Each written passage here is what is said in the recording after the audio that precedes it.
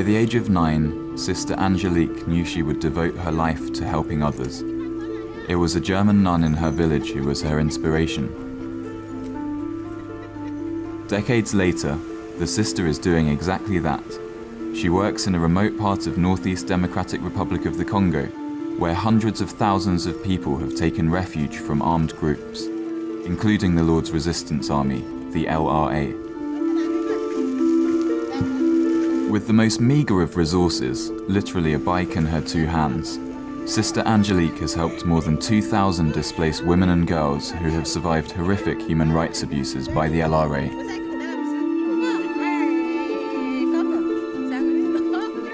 Julie, not her real name, was 13 when she was abducted. 5 years later, she escaped and found her way to Dungu. During her captivity, Julie gave birth to 2 children and lived in constant fear.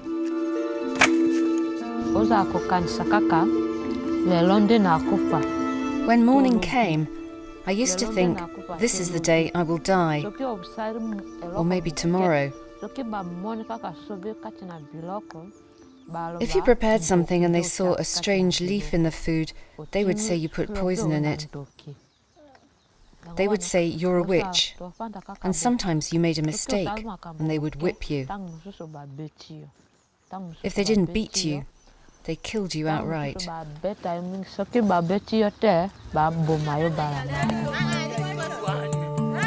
Julie is one of the many women who have found solace in Sister Angélique. The sister helps those who have fled, those who were abducted, or those who have lost loved ones in vicious attacks. Sister Angélique was also forced to flee, an experience that motivates her even more. Those who escape carry the scars of their ordeal, taken from their homes and carrying the stigma of the suffering they've endured. These women and girls would be lost without the support of Sister Angélique. She doesn't allow them to be passive victims. Instead, she gives them livelihood skills. She gives them confidence by telling them about their rights. It's a big day for Julie. It's her first lesson since she was kidnapped so many years ago. On her first day of literacy classes, I thought that she was very diligent.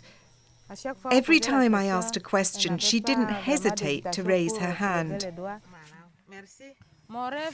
My dream is that they continue literacy classes until they get a diploma, so they can fulfill their dreams they had before, either to become a nurse, midwife or teacher, and so that they can lead useful lives and find a job as they'd always wanted.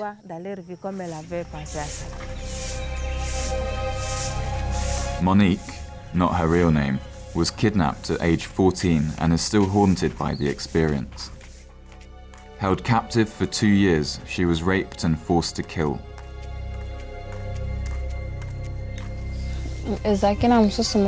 Someone had tried to escape, and they told us to kill him.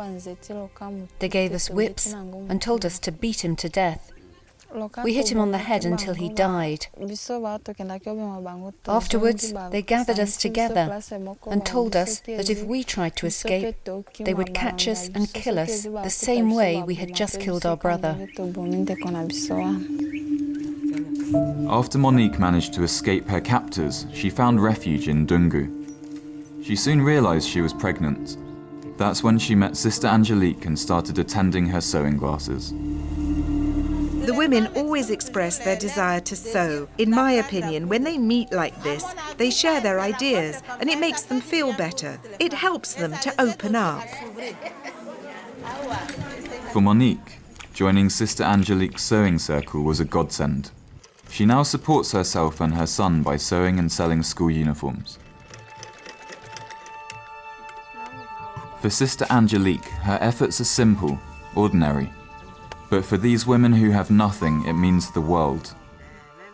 Although the haunting memories will never completely fade, they know Sister Angélique will always be there for them.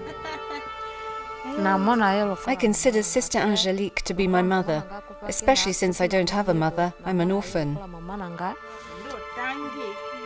Patricia will never heal entirely. 2 of her sons and her daughter were kidnapped. One son is presumed dead and the other 2 children escaped but are psychologically scarred. I try to forget with the help of Sister Angélique. When we came here, we heard that they were helping women, so we presented ourselves. She spoke to each and every one of us. I spoke with her, and she became the remedy that appeased my heart.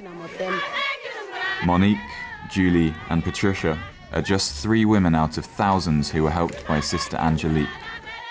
Sadly, there are so many more who need assistance.